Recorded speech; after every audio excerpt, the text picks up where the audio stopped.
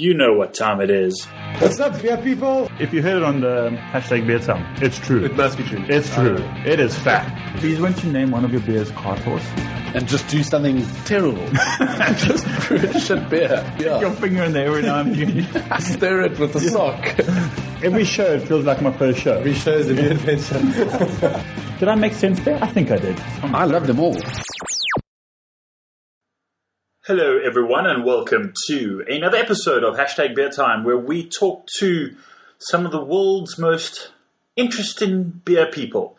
And today we have two guests, and the one is a good friend. His name is JC from Devil's Peak Brewing Co. He is the head brewer. He was joined by a gentleman by the name of Miles, who is in charge of Mikkeller South Africa. Now, Mikkeller is one of those brands which you just instantly recognize with their unique artwork and labeling. We got to talk about the foreign and local markets and what it takes and what it means really for the world's biggest gypsy brewer to operate within those different markets. We also got some brewing techniques from JC. It was very kind of him to share some of those things. So having said that, it's a great show. It's always a great show, and I hope you guys enjoy it. Cheers.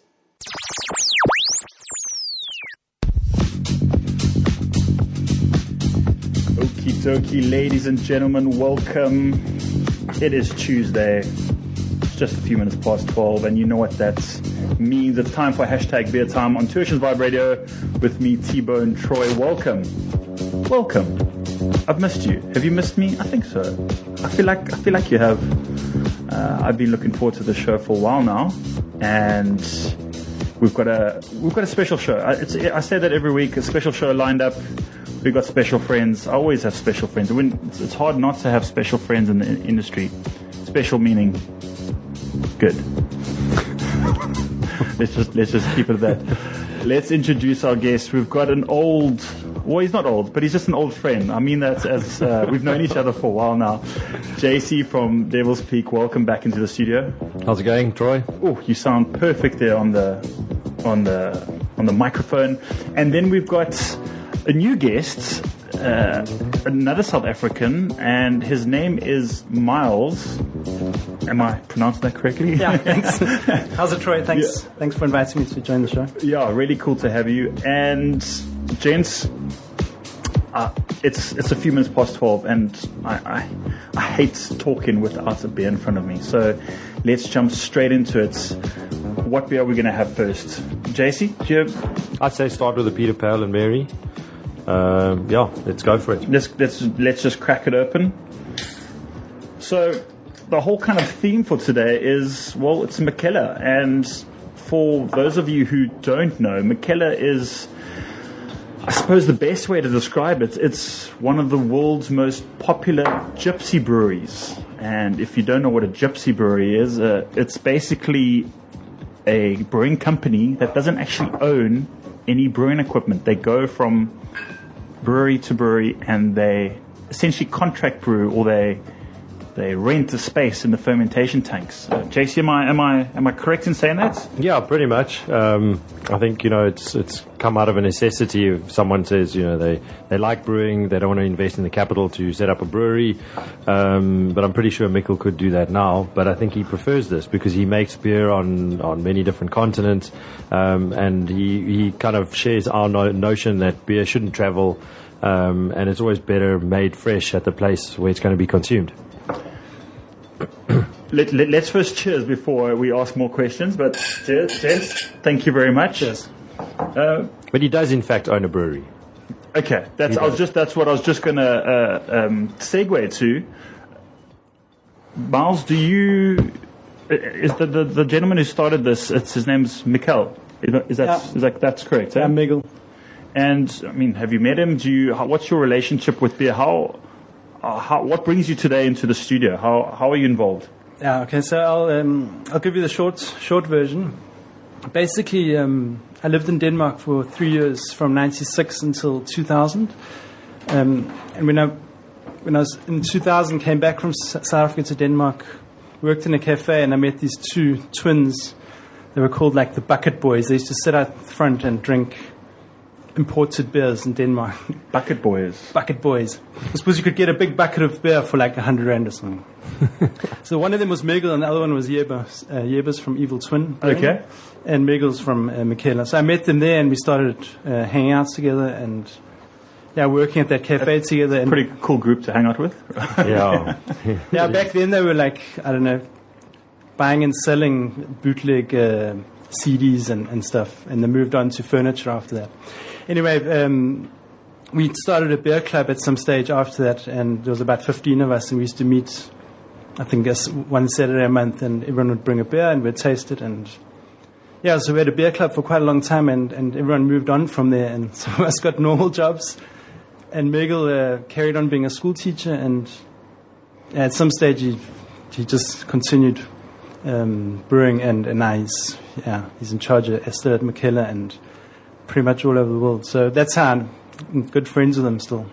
Cool. So, I mean, it's an amazing brand. I mean, we can get into so much. There's so many different paths that we can take from this opening scene or intro. You know, it's in my European visits. I mean, the brand is everywhere because as you said, JC, he's going to the different places and it's a close location to the brewery in which it's being brewed, and it's just like there's a massive footprint across in Europe, and this is what I've seen.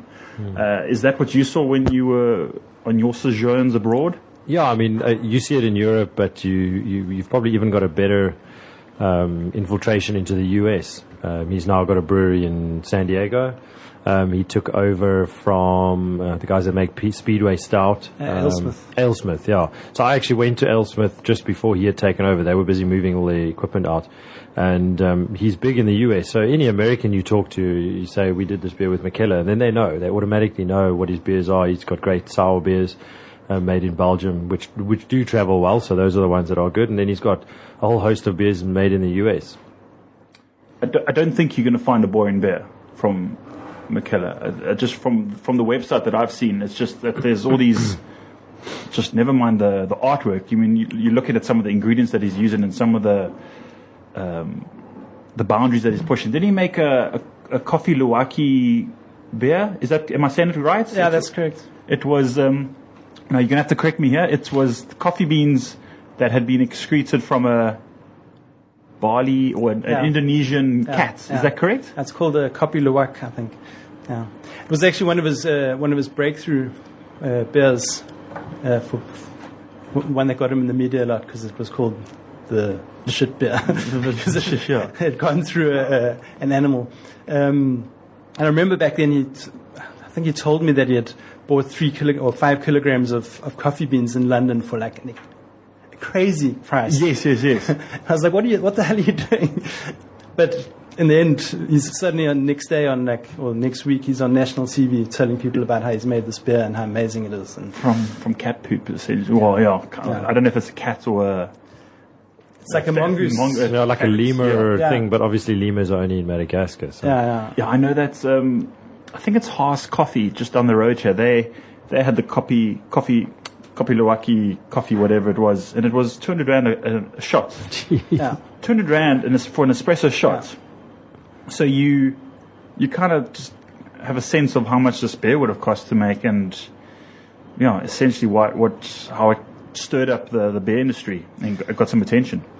Yeah, I mean, and much of what he's done is pushing boundaries, and often to do that, you've got to find special ingredients and spend a bit more money doing so. And that's also sometimes reflected in the pricing of his beers. You mentioned also before that there's not many boring beers he's made. He's done over 1,000, or Michaela's done over 1,000 beers, not just by themselves, but also in collaboration with a lot of other brewers. And not everyone would like all 1,000 of them because there's a lot of them that divide opinion. Yeah. Well, you reminded me of something there. Yeah, 1,000 beers. I mean, that is something. It's just, if it's not his brand, it's a collaboration with someone else. And I mean, I'm going to reiterate what I said earlier. Like, I just was blown away by the footprint that they have in Europe, from what I saw, in terms of quantity and just variation. It was awesome to see. You mentioned a few things there in terms of expensive ingredients, and we'll get to that. But before we get carried away on other things, let's come back to this beer, the Peter Pale and Mary. Maybe a bit of history behind that in terms of the recipe. I mean, this is made locally in South Africa. Yeah. But from my weak knowledge, I know that it's a pre-existing beer. Yes, it is. It's one that I think one of the first beers that Miles brought over was Peter Pale, and then two others, American Pilsner and Green and Gold. Yeah. And it was in bottle, and it was something that they brought over and wanted to push over here. And, we said we'd help him with distribution, and eventually we got into a partnership to brew the beers. And we started off with this one. We kind of chose two. We weren't going to make all of the three that he had brought in, but we have chosen two, which was the Peter Pale and then obviously Copenhagen to be his standards in the stable. There will be others as well over time, but so far we've started off with these two, which has gone very well. I think it's nice to have those two offerings. You've got a serious American kind of West Coast pale ale, and then a New England. And how often are these beers made? Because I struggle to find them. Or they? No, they're regularly available. We make a batch. Clearly, I'm going to the wrong place. Yeah, we make a batch. You come to the brewery. We make a batch every month, at least, and they're pretty regularly available. It's obviously it's difficult listing it everywhere, but maybe that's just a sign how popular it is. Because I do often go into my regular spots and there's either like one or two cans left, or there's just nothing. Yeah. That's a good thing, I suppose. Yeah, no, that is a very good thing. Yeah. So tell us a bit about the Peter Pale and Mary. Or what makes it so special in terms of why was it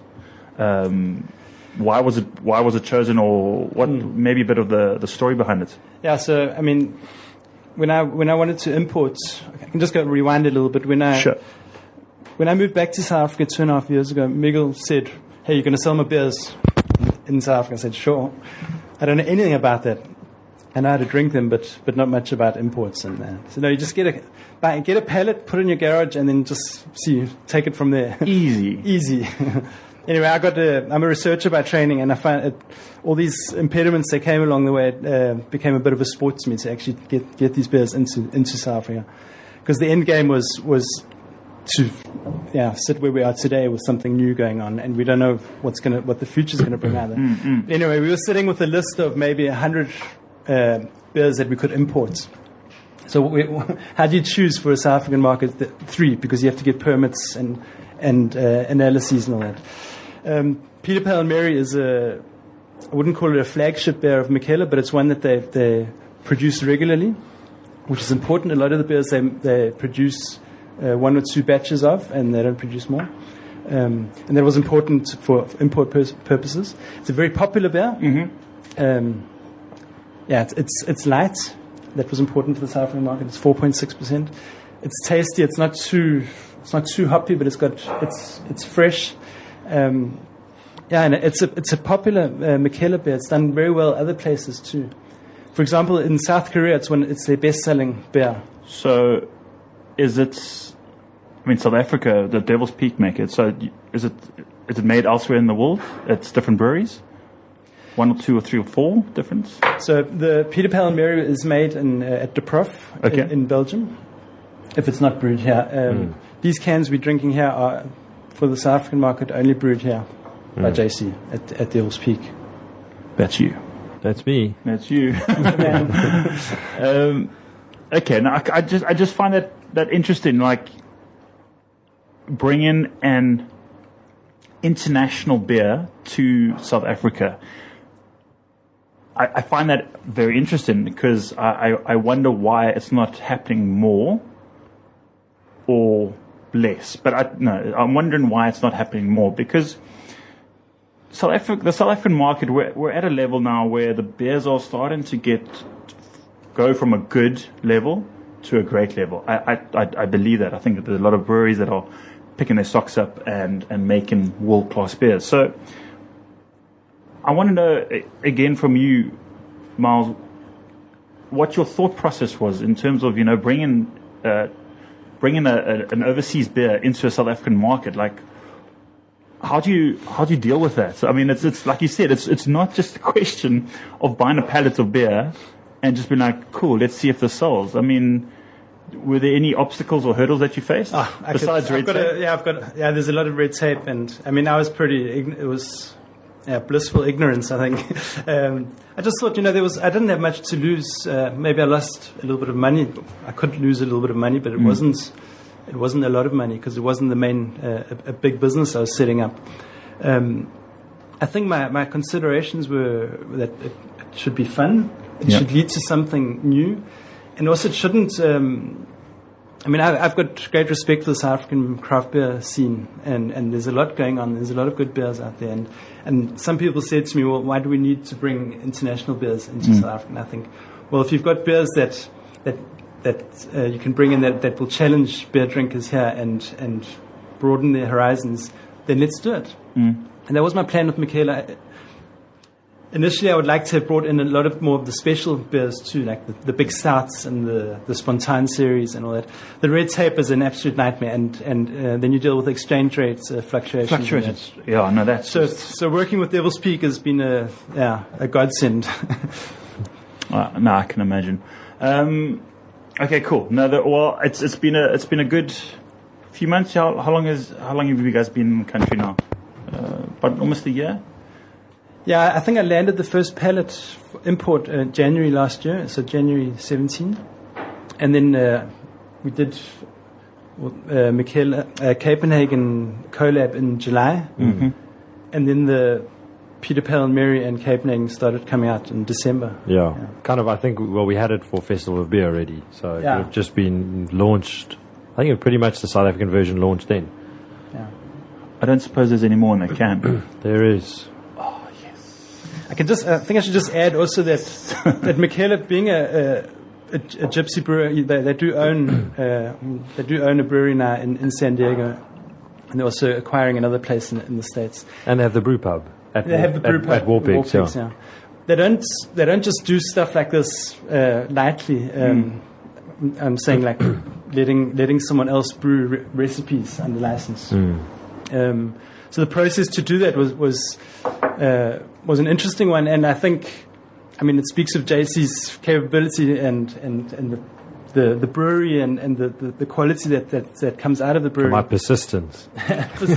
I went over to see him in Copenhagen as well. Really? Yeah. Okay, good. Yeah, they get a lot of requests like that, and when I spoke to Miguel, he was like, he's not going to put his name behind something he doesn't know. That's the one thing. And I can say to him, they do good stuff and that. But I think you guys had to send them like the whole range to taste. Yeah, we had to get his tick next to our name. Of course. It's his brand, and we could ruin it if we do something wrong. I went over to Copenhagen to meet him, and just to do a collab, and still nothing really concrete came out of that. And then through a mutual friend in a wine club, introduced me to Miles and said, Miles might have some opportunities on distribution, and then it just kind of opened the door. Once we actually won Miles over, then it was much easier to win Mikkel over. It's all about those connections, no matter what kind of industry you're in. I was having this chat earlier this morning. Don't apply for a job via the old agencies or old school networks. You need to go with your own your connections. Of course, because people like to trust. It's so difficult nowadays to find people that you can trust and you can have faith in.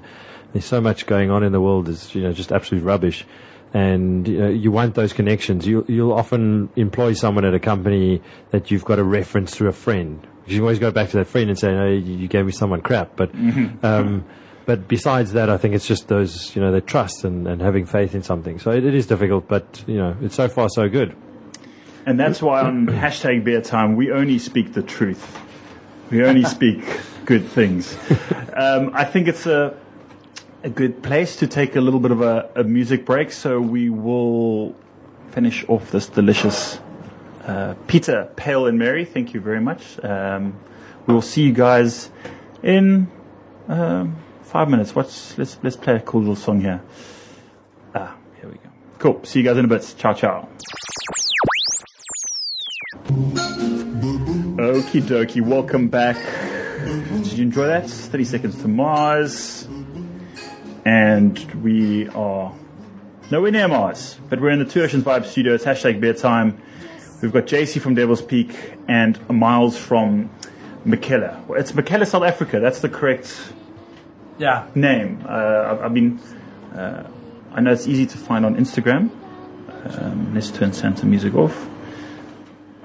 We were having some chats now off air about Peter, Pale and Mary, and what's the word I was referring to, or was leading to? It is based on an actual band. I don't know. It's not from my era. Is it from your era? 1961. Were you, JC? I don't know. I was around. You were around then. 1961, Yeah, yeah, of course. It's based on an actual trio, a folk band, and that's what's called the Folk Pale Ale. It'd be nice if we could. Maybe we should find a song. It's probably awful, but No, you'll probably find it. It's an American folk band, 1961, New York City. So I'm sure they would have. Probably not awful either. Mikkeller's chosen. maybe. I think we definitely have to try and find Okay, a song. we'll look for it. The next song, we promise you, ladies and gentlemen. Let's move over to our next beer. Are you happy to go to the next one? I know you've brought a little surprise. I will discuss the last beer right at the end. I think we've got time. It's something we're quite excited about, but we can do that later. We can do the next one. Just a heads up, I have brought another something sneaky. Okay. Well, up to you then. Yeah, we'll see which is I hand stronger. over the realm to you. So maybe introduce the next beer. It's definitely one of my favorite SKUs from the whole Devil's Peak production range. Yes. So this is the Copenhagen. This was it's now become a solid sort of year-round for Mikkeller. And it was our collab that we did together, which, when we were throwing ideas around, the whole New England thing was pretty big. It's still pretty big.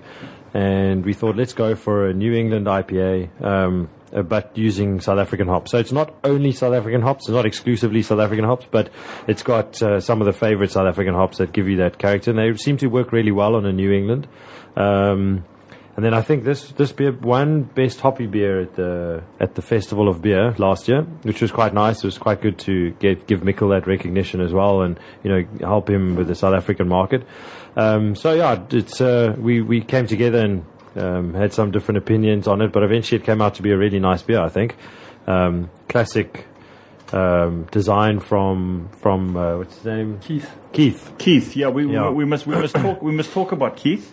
But let's I mean, back to the beer. I mean, it's as you said, it's an award-winning beer. So great recognition. Yeah, it came out really good. We haven't changed the recipe at all. I think some of the key points that Mikkel, obviously has got a home brewing or brewing background and started as a home brewer, and he knows a lot about beer, and it was good to learn from him. And I think that's what collabs are all about, is not necessarily just making a great beer, but the brewers and the market must learn from it. And, I think that's kind of what we achieved here. So should we crack it open? I think we've spoken way too much about that beer without cracking it. Crack it open here. There we go. Bring your glass a little closer. Please. Don't be shy.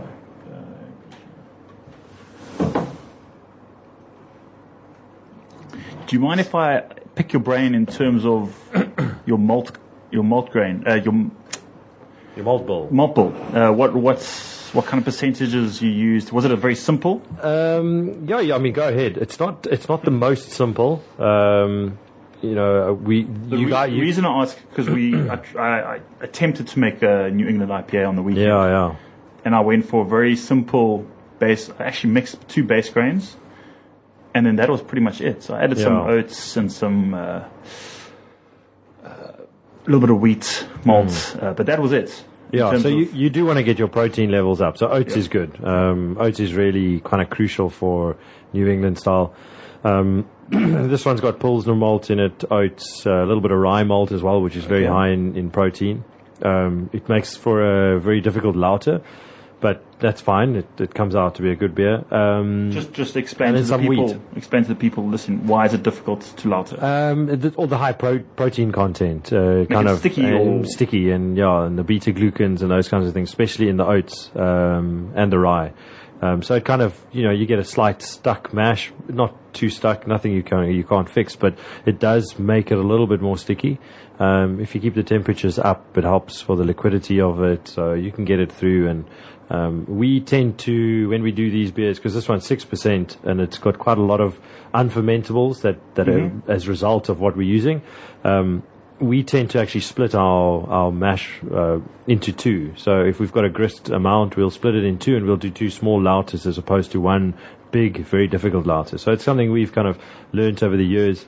When we make big beers, we do that. It goes quicker. The sum of the two is actually quicker than the single, and it works. I find that very interesting. So if you've got like a thumbsuck, 10% beer, and there's, it's almost double the amount of malts that you would put in for 5% beer. Yeah. So it's going to be incredibly sticky. So you would actually split that. Yeah, just do two lauters and one boil, because eventually your boil volume is going to be the same. Combine those two. Yeah.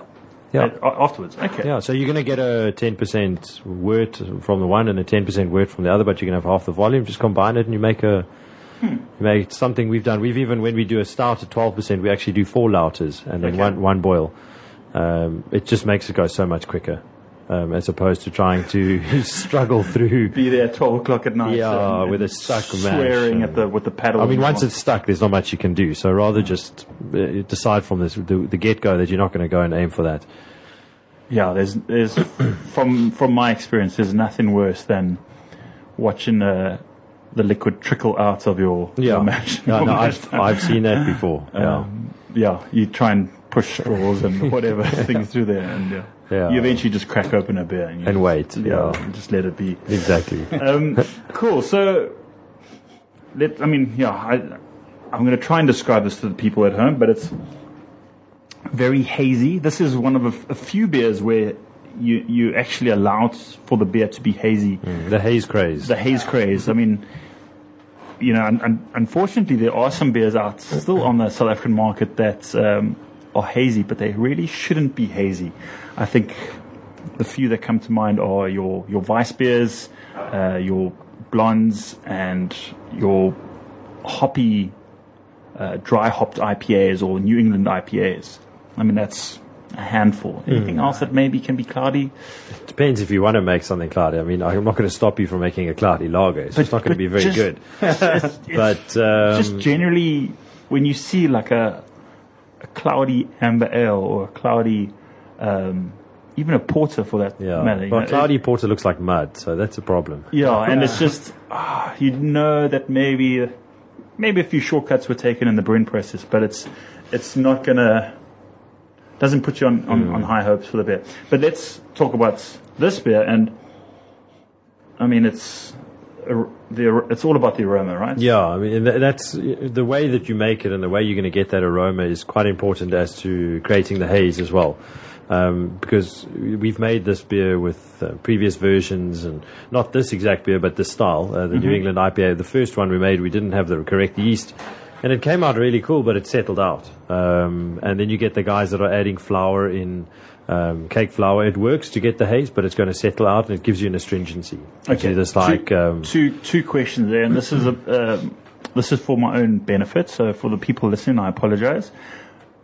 Why was it an incorrect yeast, and where would you add the flour? So the yeast that has been used here, and the yeast that the Vermont styles. They're known as ones that flocculate, ones that settle out okay. But as soon as you make them in this style, the method of dry hopping seems to create a permanent haze, which is exactly what we want. And a lot of guys are trying to trick that by adding flour into the boil. So you're not mashing the flour, you're not really breaking it down.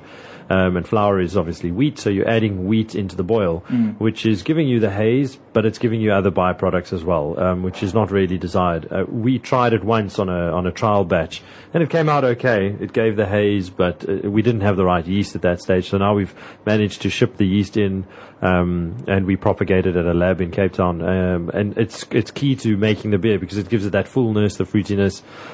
It maintains that haze. The method of dry hopping, dry hopping in the middle to end of fermentation, and then again afterwards. It's kind of all these things that you can get off the internet when you need to troubleshoot a New England IPA, high calcium chloride levels, or basically to get your chlorides up. And that it's a sum of all those things. It's not just one thing that makes it hazy. It's a sum of all of those factors. Again, another selfish question, but I noticed that one of the key ingredients for a New England IPA is honey malt. Did you see that? Or No, we've never used honey apparently malt. it's only made in one place, and that's, well, it must be Vermont, or it must be It might be. I mean, those are the guys. one that are, maltster. those are the guys that have kind of pushed the boundary on it. But no, we've never used honey malt. I think you can do it without that. Yeah. Well, I look forward to my results. Yeah. I think I'm going tomorrow to dry hop it. So we had our hop tour last week. Yes. Where we went to George, and it was fun. It was a lot of fun. We there were about 10 of us, and we went around with this retired SAB hop farmer. He was actually in charge for about 40 years. His name was Gerry, and he had just a wealth of knowledge. He was basically a Star Wars Yoda. He was like a hop Yoda, and he just knew everything. And he actually retired, and then they called him back. I think because the other guy had left or something. But they were so desperate, so they got him back, and he was just so excited that there were people there that were just like listening to every single word, and wanted to see the machines. We begged him to see the pelletizer, which for those people who don't know, the harvest then happens now, and then a few weeks later, then the pelletizing happens. And we said, no, please, can we see it? And he took us to see this pelletizer, and it was like a Meccano set, just like where you add a little drop and then it just explodes up. No, it was massive. And so to cut a long story short, we ran through the hop fields with our clothes on, and we managed to pick some. There were two types. It was the Southern Passion, and we got to pick some experimental N169, which apparently is the first kind of hop in South Africa to smell of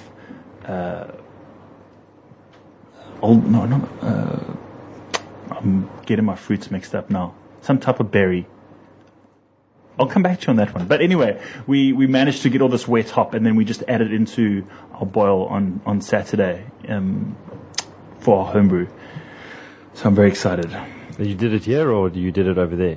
No, so we picked on Thursday, and then we brewed on Saturday. Oh, okay. And so nice. And then we dry hop in tomorrow. So it's awesome. I'm very excited. So I'll No, the hops that are coming out of there are really good. Yeah, so we're very excited about that.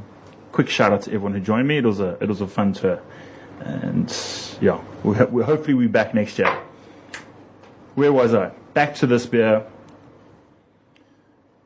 Has Miles? We haven't spoken in a while. I'm sorry about that. But that's fine. JC's the expert in brewing this beer. Have you taken a can of this to McCall? Of course. What are his thoughts? I mean, Miguel obviously wants to taste everything. Miguel, how am I saying it? Miguel. Say it how you like. Almost like it with a G, Miguel. My Danish is off. I apologize. Miguel. Anyway, Miguel tastes everything that comes out from here, obviously. He loved it when he first tasted it. So it's quite exciting when you send it off. But when I first tasted it, I was no doubt whatsoever that it was amazing beer. I think I drank it in like 2 sips the first one. I was also quite not worried, but it was quite a big thing, especially when the collab came out. That this was the first thing, and if this was mediocre or just okay or amazing, it would mean a lot to what would happen down the line. It's also correct me if I'm wrong, but it's got the Danish flag and the South African flag. I stand to be corrected, but I can't think of any South African beers that have a South African flag on it in terms of that area or space. It might be a small little flag and logo, but that's quite prominent. Yeah. So I think there's a lot of symbolism, obviously, in this label, and also of the intent of Mikkeller. They want to work together. They respect local ingredients, also local know-how. Just to explain to the people listening, you've got this. Well, what I would assume is a Danish man with a hat on. Oh, that's Henry. Is that Henry? Yes. That's the mascots. Mascot, is that the right thing? Well, Mikkeller's logo is Henry and Sally on everything, and they always depicted in different ways. So what's it? Henry and Sally. Henry and Sally. Yeah, meet Henry and Sally. So okay, let's segue to this. Who is Henry and Sally? Who are they? Just fictitious? Yeah, I don't know exactly when or how they started. Probably over a beer, I would imagine. Yes, but I'm not quite sure how Mikkel met Keith Shaw back in the day. But I think it was quite a big event in the development of the brand, because Keith Shaw has been responsible for the branding of Mikkeller. Do you have any idea where Keith is from? He's based in New York. Okay. Yeah. It's not a Danish name. No, he's New York based. Unless we're saying it wrong. And he's I think the process with this label was took 3 or 4 days. Yeah, you're super quick. I think they must have chatted about the concept, and then the sketch came back 2 days later. Yeah. And it's great. I mean, I love it. It's now I'm for those of you who don't know, I'm a designer by trade, and it's just such a. I'm trying to think of the word. It's just such a. Not frustrating. That's not the right word, but there's just such a. I can't believe how the art style is. It is incredibly simple in terms of a drawing, but it just, as a finished product, it just works beautifully as a collection. It's just, it's an amazing concept. It's visually collective. It just works, and I'm just blown away by I mean, it's literally there's no intense 3D or definitions or shading. It's simple. It's synonymous with his brand, and 2D. You see it everywhere. Line, yeah, and it just works. It's just amazing. Maybe not frustrating is the right word, but I say they're coming from a graphic designer background. No, but they've done a really good job Keith's done a really good job in terms of creating this identity for this brewery, and I think it's probably one of a few craft breweries around the world that has that unique identity where you can instantly pick up, okay, cool, I know who that is, I know where that's brewed. I'm trying to think who else would have Sierra Nevada have a bit of a field going where Devil's Peak. Yeah, well, we've got some different things. I mean, the Henry's everywhere. Yeah. I don't think there's one brand of his that doesn't have Henry or Sally, but always Henry, I think. So, as you said, it can appear on a T-shirt, and you can see his face, and you know that's Mikkeller. Yeah, you recognise that artist. Yeah, it's very clever in the way it's been done, and they've been so consistent in keeping that. They've never changed. They've never veered off. Not from what I've seen. No, and I think what's also interesting about Mikkeller is that it's not a whole bunch of marketing people that have sat down here and said, okay, let's design this brand and make a marketing strategy for it. It's been pretty random how these things have come about, and over the years, I've just kind of gone with it, and it's built this whole identity of a brand quite organically. And I think that's what makes it successful too. Yeah. Well, I'm a fan of the artwork. I think it's brilliant. All the bright colours work as well. Stands out. The Peter Pale and Mary, that can has been the colouring has been redone for South Africa. The red hair I think is different. Yeah, it's a little darker. less pronounced. Also the yellow in the international one. Well, that's a good place to segue into a song which I've just found.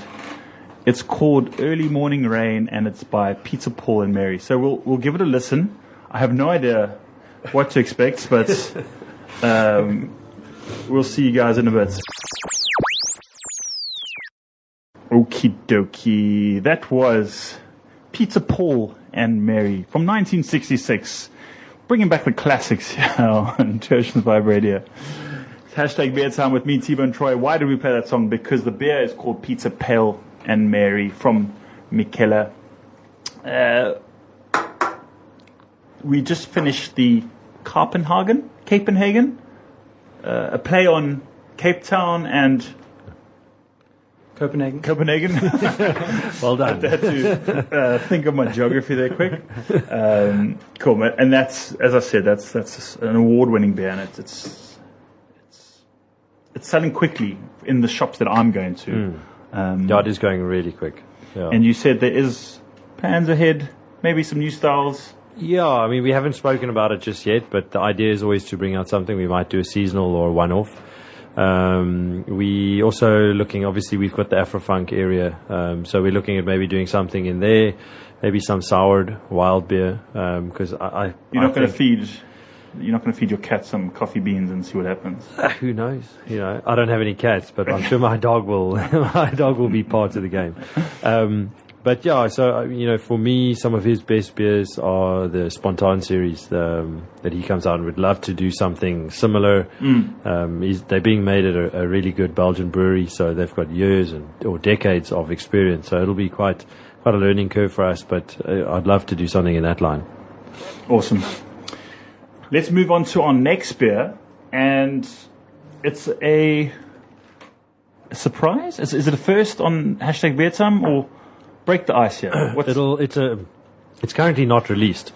So we going over to the Mikkeller Beer Fest in May.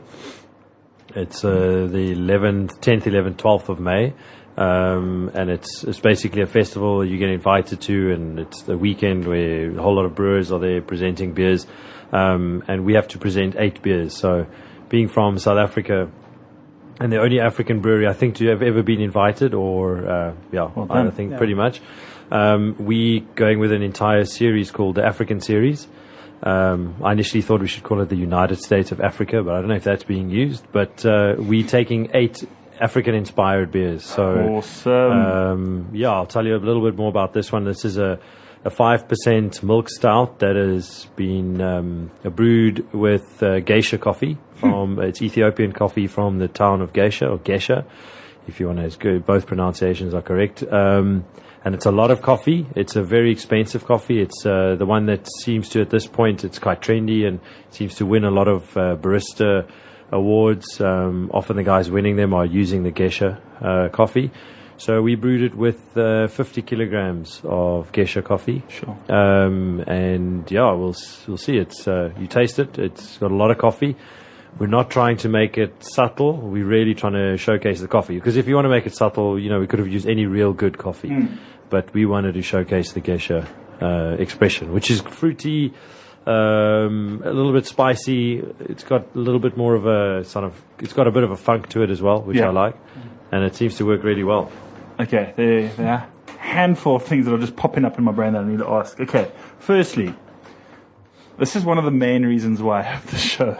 Because I've got mates like you who bring beers that haven't been released into the South African market. And I know there are people listening. Shout out to the Tasting League and to everyone, all the beer nerds who are listening. This is what I get a sneak peek into the beers that are coming out. So thank you very much for bringing this. No problem. Secondly,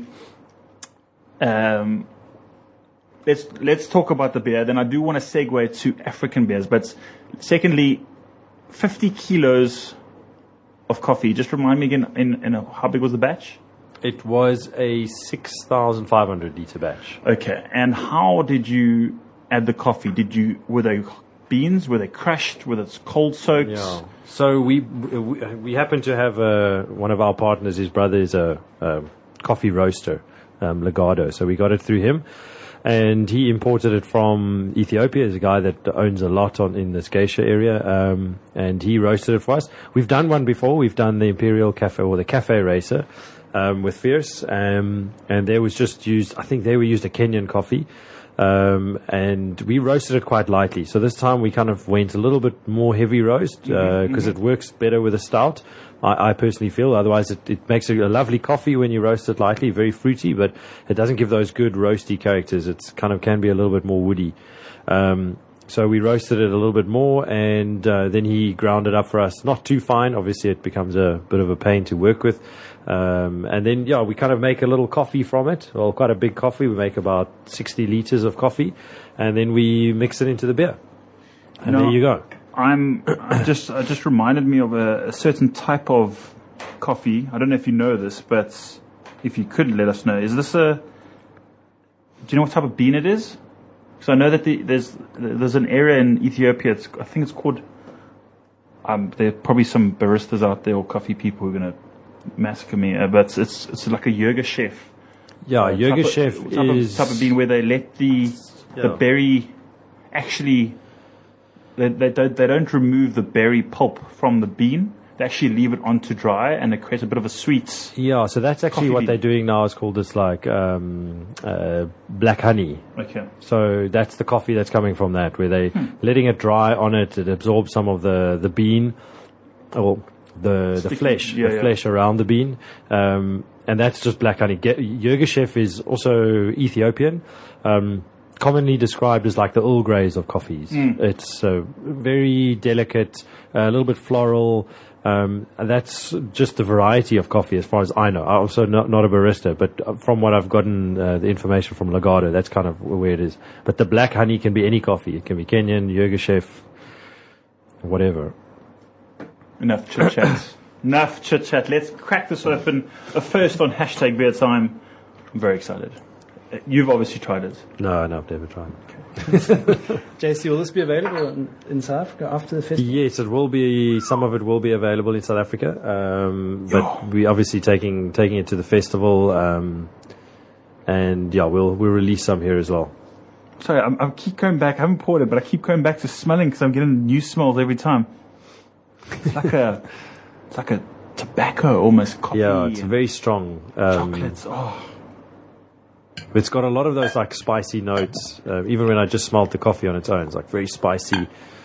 Just remind the people what percentage this is. Just only 5%. Okay, cool. So it's a super light coffee milk stout. What are you calling it? The geisha stout. Oh my word! Okay, I'm going to try and not drool and be speechless. I'm going to try and talk. This is almost like a cold brew, it's coming so strong. This is, but I'm not getting that. I'm not getting. It's a very browny, brown white, off-white head, and I'm not getting that coffee. I'm getting almost like a mocha coffee, like where they mix a little bit of dark chocolate in with your coffee. Yeah, so the stout is brewed with chocolate malt to kind of back that up. And have you used the lactose? Yeah, we use some lactose as well. Because I'm getting that little bit of sweetness. Yeah. Otherwise, it can tend to be quite dry, thin. But if you're doing 5% as well, you're not going to get a massive malt residue. Oh my god! Okay.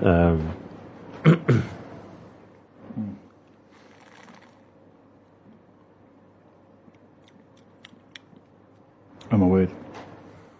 That's good. It's light. Yeah. You expect something a bit very heavy. This is not heavy at all. No, it's not a super heavy beer. Being 5%, it's not meant to be like an imperial version. We are doing an imperial one for this festival as well, but they were using African cocoa from Ivory Coast and Ghana. Calling that Mama Geisha? No, we're calling that. Jeez, I can't even remember. We've got so many names, but it's changed. Well, this is absolutely fabulous.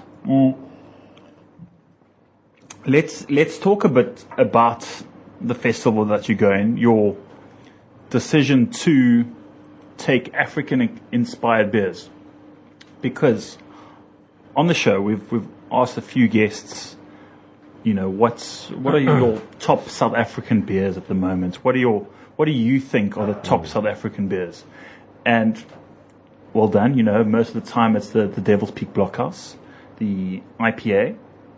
Remind me about the Blockhouse, which is, it's kind of been the Devil's Peak IPA. What's like a flagship? Maybe like a flagship, even though it's an IPA, but it's kind of what's got Devil's Peak started. And most of the guests on the studio say, cool, that is definitely in the top 3.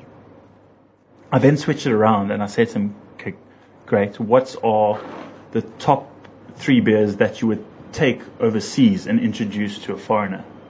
An American, European, an Australian, whoever. And then there's a bit of a pause. Because they haven't tried Chibuku. Don't get me wrong. Like, it seems like there's no point in taking a world-class IPA from South Africa to America. No. Because it's going to maybe get lost and it'll just become another IPA. I say that with the greatest amount of respect to Devil's Peak and to you. So their answer usually changes to, okay, I need to think of a beer that's not made overseas, that's made here. Such beers could be Letu's, Ukamba, Saison. Saison, Sorghum Saison. Saison. Maybe something from Ager, something from Darling, something where they're just using local ingredients. Yeah, Rooibos, Honeybush, those kinds of things. Yeah. The hibiscus cider from Little Wolf. Yeah. So let's talk about, that thought process. I think it's great that you're just doing, you said 8 African-inspired beers. Yeah. Is that what you were thinking when you're invited to this festival? No, exactly. We're not going to go there with we could go with a New England IPA, which we are doing. We're going with one of them is a New England IPA, but it's only South African hops. So that's fine. Yeah. We're trying to showcase that because there's been a lot of talk on that. But that I'd say that's probably our most run-of-the-mill beers that we're taking with. We're taking a Pinotage Saison. Mm-hmm. We've got the chocolate one and the coffee stout as well. Those two both from Africa, which are there's nothing separate about them. The nice thing is that the geisha is quite a talking point at this time. We are trying to make a traditional African beer with a bit of a spin on it. We're using a lot of sorghum, 60% sorghum. So we're trying as much as 60%. Wow. Yeah, we're brewing it today. Actually, just before I came, it has got a very interesting wort color and texture.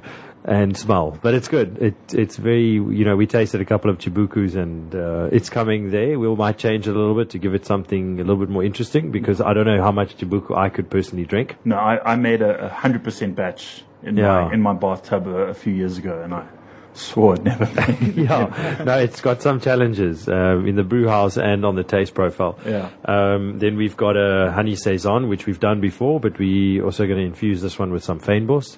So we're still deciding on which ones we're going to use there. The beer has been brewed, but now comes the interesting part where we infuse it in. Then we have got, how many have I got now? I think I'm on about 6. We've got Stoned Immaculate, which we're taking over, which is an apricot and Brett soured pale ale, if you want. Pale ale kind of IPA thing, but without the bitterness. And then we're doing the Nachi Sour again. Great, that was a popular one. We did that last time, and that's it. I think that's the 8. So it's all African ingredients, inspired things, to try and showcase what we can offer, and it's a point of difference. We're not going to go with an IPA. We're not going to go with a Weiss or a lager or anything like that. The whole idea around this festival is to come with your weird beers. Come with your local ingredients and a local story. Yeah. I think that's what's going to make it. For sure. I know that there were some American brewing tourists in the country. I think last week from Georgians at Atlanta, Georgia. And they went to Beer House, and I know that Murray gave them some Chibuku. And I think they were just very polite and said, yeah, this is great. Yeah, this is local. Yeah. That was one of the beers that Miguel always wanted to taste when I told him. Yeah. Really? And I've never actually sent him some because of carrying a milk carton in your Yeah, bag is. those cartons do not have a lot of integrity. If you buy them at the store and carry them home, you better finish them before you get home because they start leaking. I think it's cool you guys are taking an African flavor. It's difficult to, because I mean beers are global. Like, Oh yeah. so I think it's great to be able to add a bit of African spice, and it'll be appreciated, I'm sure, at that festival. Yeah. When I before we started working with Devil Speak, I used to send Miguel beers from here. Sure.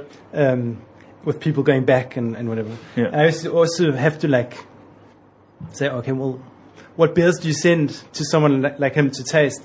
I was mainly wanted to say this is what's being made here, and this is the quality. Yes. Yeah. But also giving him some local flavor. So the Chibuku was out of the question. but milk stouts and send him some Devil Speak and Darling and quite a few different beers went that way, just to give him an idea of what was coming out. Because you've got to remember, for some people in Denmark or Northern Europe, South Africa is like they don't really know what's going on down there. It's halfway across the world. Yeah, they probably know our wines better. I think our wines do very well, and that's where we've gone with the Pinotage because it's a local grape. You know, we've done one with Shiraz before or Cabernet or whatever, but Pinotage being a local grape, we wanted to showcase that and see, just people know our wine, so it's another option to go in. I think that reminds me of the World Cup of Beer, which is happening next month in the States. I think there are a few South African brewers who've entered.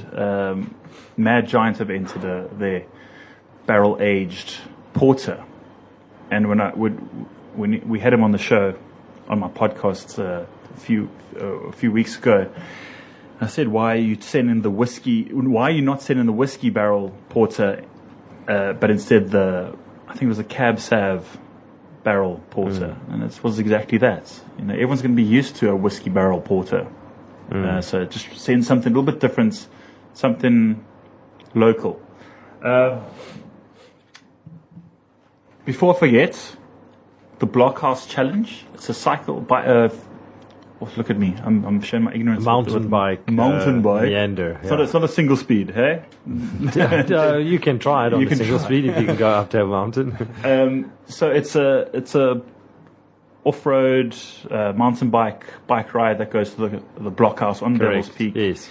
And it's organized by Barley and Hops. Yeah. And it's on the 29th of March, if I'm correct. It's the weekend, the week before Easter. So it's happening soon. I think it's midweek or something like that. Yeah, it's a great little challenge. And from what I can recall, the tickets are still available. Early bird specials. Oh, Murray's going to kill me. I think it's $125, and that gets you entry. And he said all the beer you can drink. Well, until it runs out, basically. So you can drink all the beer. That's what he should have said. Yeah. But we give around about 3 bottles per person. So some people don't drink. So you could notch it up to 4 or 5 if you're that way inclined. But just don't get on your bike and ride home. No, we don't want. Or that. in a car. No, we don't want that. Where was I going? I was going to say something else with regards to... Can I also just... Yes, please. We're starting up something called Michaela Running Club, a chapter in Cape Town. Okay. It's going to be in Hart Bay. Okay. And Michaela Running Club is something that started 2 years ago. It's got local chapters, I think, in over 100 cities globally. And it's a pretty autonomous and organic way. People meet up once a month and run together, and then meet up back at a bar and have a free beer afterwards. Cheapers. Okay, I'm there. And it's in some places it's grown where it's into a formal club where they enter races together, and some places it's just a social get together. So we're starting one up in Hart Bay, and I'll put some more information out as soon as Sign me up. I'm there. Where can people find out stuff about that? I know that you guys got Instagram. Yeah, I'm busy still doing the Facebook page for it, but it's going to be pretty simple, and it's going to be at a venue that's just opening in Hart Bay called The Vine. Okay. They're going to be doing trail runs from there, and I think also bike rides and that. So it's pretty exciting. Very cool. Mikkel himself is quite a good sportsman. runner. Yeah. He's done... Used to be like a semi... New York Marathon or something. He's done quite a lot. Yeah. I consider myself a semi-pro runner. But you don't have to be a pro runner to join the running club. Definitely a pro drinker. Back to this beer, the coffee milk starts. Oh, delicious. And it is going to be available locally. Yes, it will. Limited, but it will be. Okay. And I'm one of the first people to have it. Yes, you are. So In fact, you are. In fact, so everyone else who's listening, You have. It Yeah, was your first. Yeah. It was the first. I always remember the first. Let's take a quick music break, and we've got one more beer. It's a little guest beer from overseas, one that Mrs. Beer Time brought back for me. So we will see you in about 4 minutes. We'll see you soon. Okay, thank you, Helen. Thank you, everyone. We're back to Ocean 5 Radio with me, T-Bone Troy. It's #Beer Time. We've got Miles from Makella and JC from Devil's Peak. And we've had a good show so far. Gents, all good? Happy? Very good, yeah. So a little question on the interwebs. Beer Bar and Beyond asked, can we get other Makella beers online at the Makella web shop? Yeah, I mean, if you go and visit Makella web shop, I think you can order it. The shipping rates, they don't list Africa. Okay. I can see that they send by courier. Yep. So expect to pay a fair bit, and then you'd also need to check out the duties. Duties, Duties yeah. and excise. I think if it's for your own personal use, there's a limit, obviously, but I don't think it's much. So it could be an expensive exercise. It could be cheaper to find a beer mule. Yeah, I definitely. was just about to say that. Like, if you know someone going to Europe, buy them a suitcase and just say, Yeah. cool, bring some beers back if you don't mind. So you can bring a fair bit back, especially if you're buying cans because it's light. And Yes. I've managed to bring quite a bit back. Yeah, and sending beer by courier is expensive. Yeah. Yeah, no, you might as well pack it into your shoes and socks on your way back. Yeah, it's quite scary going through. But if someone wants to, and you can always write to the guys at the Makella web shop. They're pretty cool, and they'll make a plan for sending stuff to you. Speaking of not beer mules, but like let's think of beer friends, beer people, good people. My wife brought back some beers for me, and bless her heart, this is one of the beers she brought back. And actually, funny story, her bag got delayed. She went to Germany. She flew via Amsterdam, and they actually misplaced her bag. So she landed in Cape Town, but she didn't. So she walked straight through duty, through customs, but her bag was still in Amsterdam. But this was great because she had 12 beers in the case, and then so the next day, when the plane landed, it just came straight to her house. So she didn't have to go through that nerve-wracking phase of walking through customs. Thank you, honey. So if you do that, just leave your bag on the belt and just keep walking, Yeah. and then they'll deliver it to your house. I forgot You hear that something. from me. We didn't hear that from MC Thunder. Let's crack this open. This is from Insel Brewery, and it is a Baltic Double, 8.5% Sultanus beer. I don't know what that means, but it's got a little stamp here that says the London 2016 8 times gold World Beer Award and World's Best IPA. I don't know if this counts as an IPA if it's a double. Baltic Porter Double IPA. No, let's just World Beer Awards Germany winner. Okay, so it's the German winner. Sounds very credible. World Beer Awards. Speaking of World Beer Awards, as we mentioned earlier in the show, we've got some South Africans doing that. So exciting times for South African industry.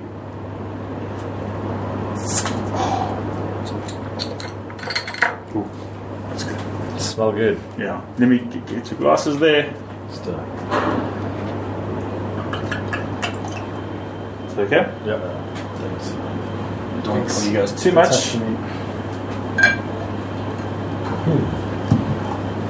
Smells like a double. Smells like a double. And me, I am walking so I can Have the rest. Have the rest. Yes. Cool. Let's give it a little sniff. Let me see the bottle. Yeah. Actually, quite a nice bottle. It's got a little bit of a wrap, a paper wrap in. Got some wolves on there. Sure. It smells delicious. Belgian candy, raisiny. Very fruity. Very malt forward. Where are these guys based? Oh, Germany, obviously. But Germany. That's all I know. Doesn't say. Sure. But this is... Now, there's some interesting German beers coming out. Obviously, opposed to the Helles and the traditional Pilsners, the yeah. Pilsners and the Weiss beers. There's some guys doing some really good IPAs and barley wines even. Sure. This I is had a really good, not a Saison, a Grisette when I was in Germany last. It was really good. Ooh. So I'm gonna take a few sips while it's cold, and then I'm gonna let it a little bit warm up because I know that with these kind of... at 60 degrees. Oh really? Okay. It's probably sitting at about 8 degrees, so we'll let it warm up a bit. That's very nice. It is nice. Very nice. It smells delicious. Yeah. It's a nice thing about Belgian beers is they're always so inviting on the smell, you know. Obviously the alcohol is inviting on the taste, but I don't know why, but this question just popped up in my head, and it's targeted to both of you. Can you guys remember your first beer that you ever drank? tasted, yes. But I'm not asking how old you were, but Well, it was Lion Lager. it was probably Lion Lager. Yeah, me too. Yeah. Lion Lager, and you're allowed to taste the foam, and obviously the foam is always quite bitter. I think that's a ploy from my dad to like put me off beer when you're 5. But I remember it as clear as day. I think we were watching the cricket. My dad poured his and said, "You can take a sip." And I still remember it as being good, but just bitter. Yeah. You know? And I think for most of us it was Lion Lager. Eh? Yeah. I couldn't drink until when was it? 26.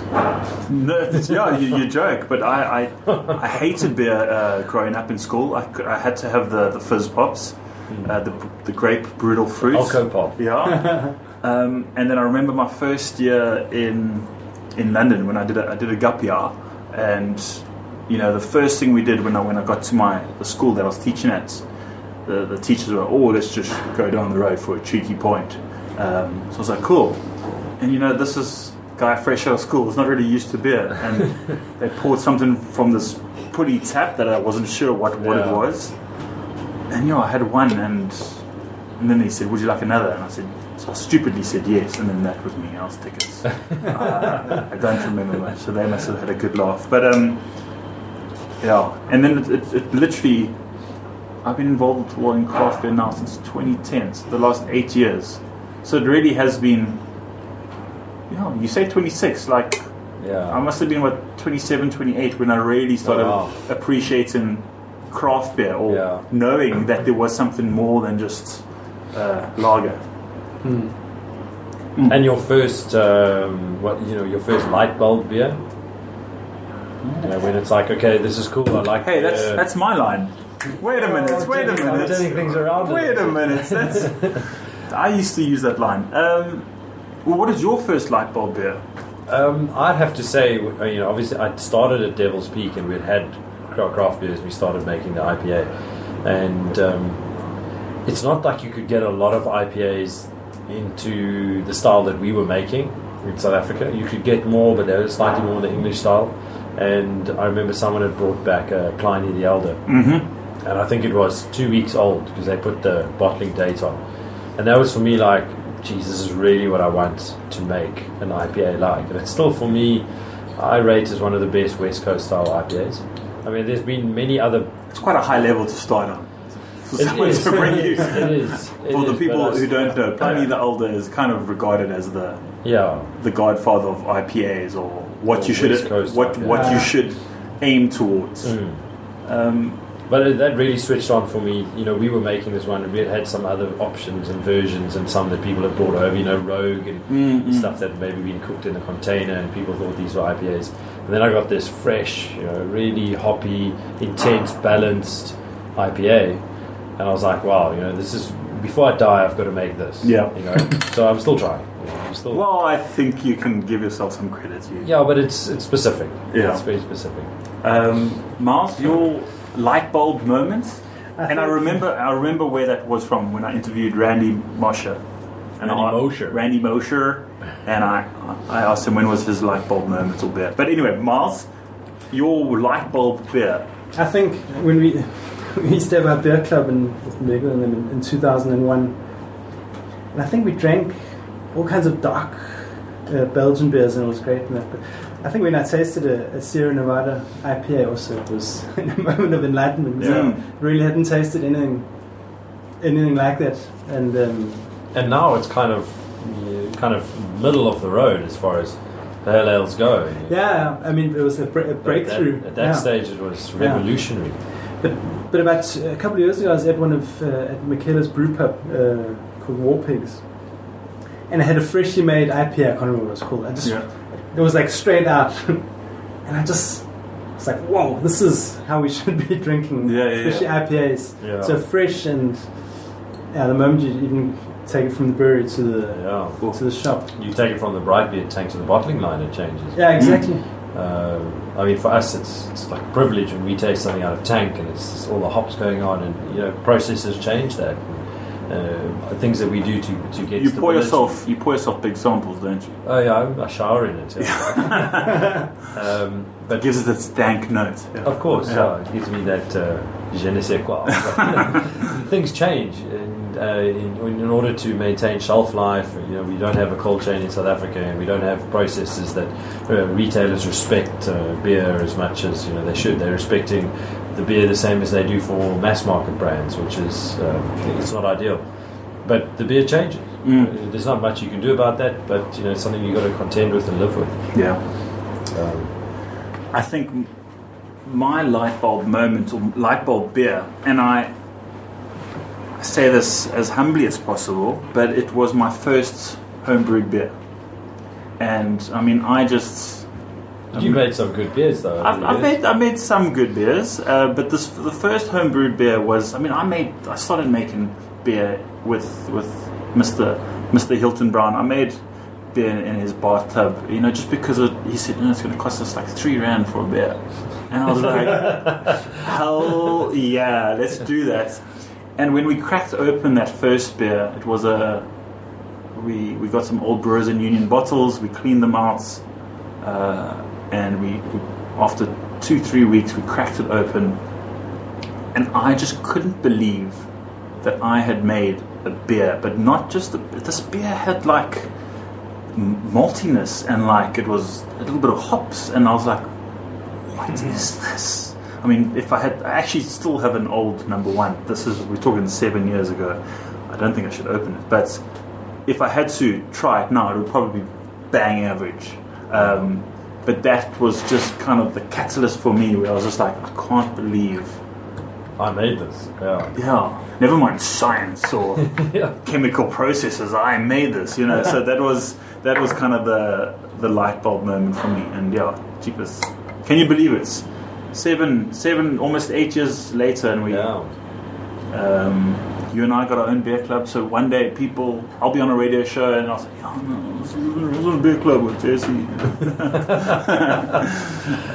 Yeah, so good times. I'm letting this beer warm up, and this is I don't know if you recall, but when maybe my second year of homebrewing, I started making a lot of Belgian doubles. Yeah. I even made the Belgian candy, which, for those of you who don't know, it's essentially getting syrup and boiling it, and then make it into a hard rock candy, rock candy, and then you add that to your beer, and that gives it an incredibly high sweetness, like a candy floss kind of note. With that caramel, With the caramel and sweetness. Sugar. So Yeah, I'm getting this from this beer. It's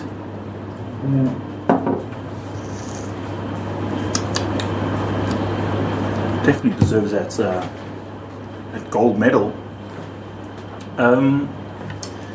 Sure, there were a few things else that I wanted to talk about. Yes, let's before I get sidetracked again.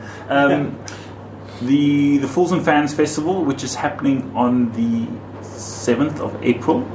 Tickets are actually starting to pick up now, and that is happening in Greyton. That is organised by yours truly, T-Bone Troy, and the wonderful folk at Old Potter's Inn. So if you haven't got your tickets yet, make sure you do, and it's best you probably get some accommodation as well, because it's in Greyton. There are quite a few places to stay there. When are Devil's Peak going overseas? So the festival is the weekend of the 10th of May, 10-11 May. So actually the same weekend as the powwow thing. I see. Yeah. Okay. So I'm not there. I think that's the whole reason I was signing up, because we got to go visit Devil's Peak. The brewery will still be there. Miles, you were saying that festival. It sells out in record time. What's the festival called? So it's called the Mikkeller Beer Celebration Copenhagen. It's a bit of a mouthful. Yeah. MBCC. It used to be called the Copenhagen Beer Celebration. I think Mikkel back about 5 years ago. I don't know the exact date, but he got a little tired of the Copenhagen Beer Festival and wanted to do something a little bit more craft beer. And so they started their own one, and I think a couple of years ago they rebranded it as the Mikkeller Beer Celebration. It's really popular. It's by invitation only, and you can go on the homepage and look at the lineup of breweries. It's pretty awesome. Yeah. Tickets go on sale, I think, in November every year. They sell out in hours, 10,000 tickets. Sure. And basically that weekend, Copenhagen is like a big beer mecca. Because that happens in November. No, that's the sale. Sorry. November, yeah. Sale. Festival's in May. Festivals in May.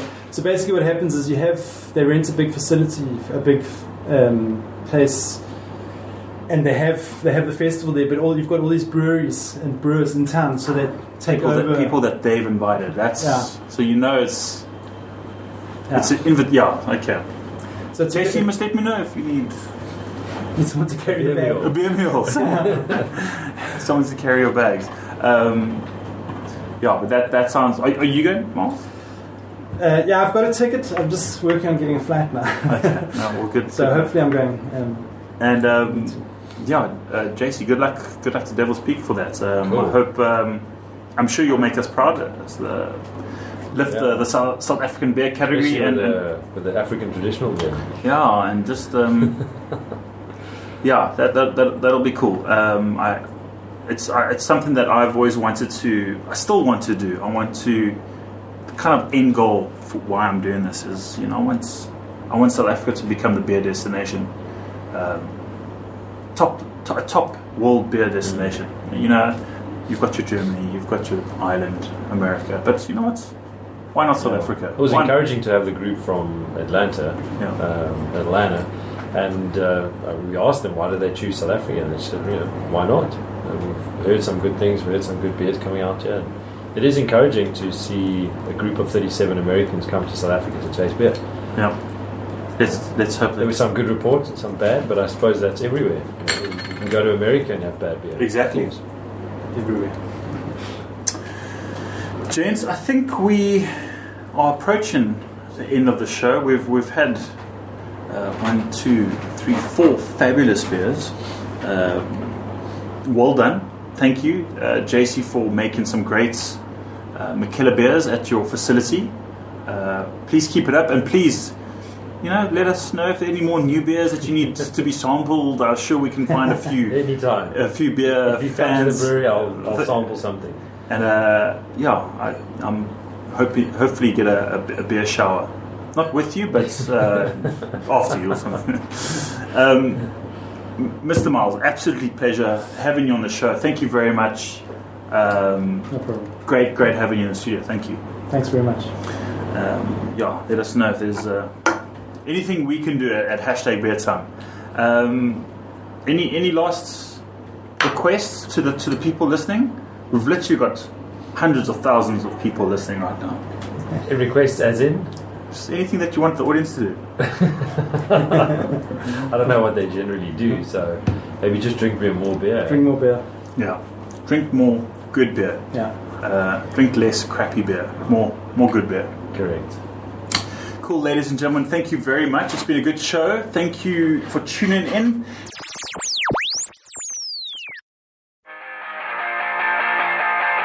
Thanks for listening, guys and girls. Make sure to follow me on Instagram, Twitter, and Facebook. Just search for hashtag beer time. That's hashtag beer time written out in full. Hope you enjoyed the show, and check you next time. Cheers.